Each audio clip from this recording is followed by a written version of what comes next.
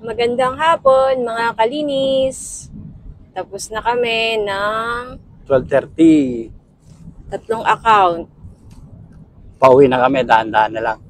Kasi parang spring eh, tagtanaw.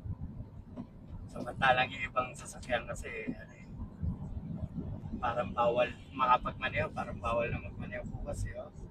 Makikita nyo naman yan. Napakatulas ng kalye. Yung slushy, yung iniinom sa 7-Eleven. Nabibili sa parang Slurpee. Yung ganun na yellow ngayon, yung snow sa kalye. Kaya medyo madulas. Lalo na kaninang madaling araw. Sa mga bagong subscriber nga pala, salamat sa pag-subscribe. May tanong kayo sa ginagawa namin, pwede kayo magtanong.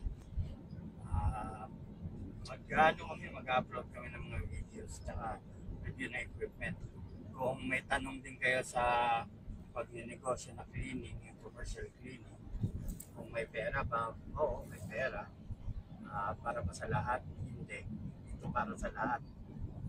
Pero kung matyaga ka, tsaka ano talaga yung okay sa'yo yung naglilinis ka, okay siya. Magkakapera ka. Tsagaan din, hindi basta-bastang naglinis ka, may pera ka na. After 1 year, mayaman ka na. Hindi. Kailangan mag-invest ka ng time. Tapos as you go on, doon ka pa lang talaga makakapag build ng cash flow mo. Once na nakapag-build ka na ng cash flow mo, pwede ka na mag-hire ng tao, pero depende pa rin sa pera na pumapasok sa'yo. So, it's a game number, ang commercial cleaning. So, kahit anong negosyo naman, game number. Dapat alam mo yung numero mo. Lumalabas, pumapasok, kailangan balance.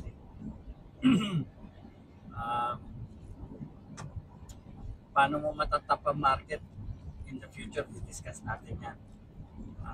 Medyo komplikado kasi yan.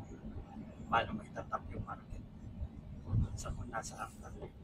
Medyo dumudulas po tayo. So, ikot tayo dito para bumili ng tubig. So, kung nasa Canada kayo at gusto nyo mag-commercial cleaning, and then mag-research muna kayo po sa kung ano yung nababagay sa inyo.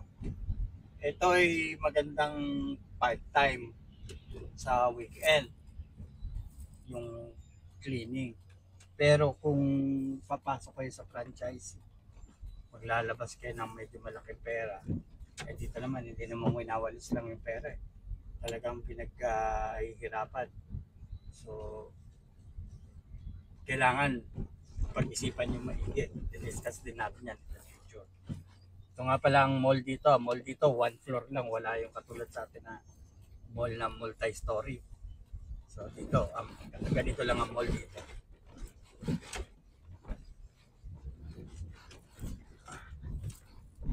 Parada tayo. Umiya na lang uli.